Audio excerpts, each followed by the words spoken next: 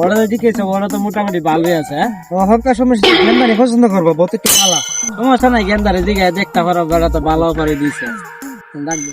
ও গেন্দা কি হয়েছে রে? ও গেন্দা হ্যাঁ, আর ওর লাগে তো একটা বলছিলাম বুঝছো, অঙ্কা বউ সবকিছু ঠিক আছে কিন্তু বউর একটু কালা। আমি কালা বউ বিয়া করবো না ভাই, কালা বউ বিয়া করবো না।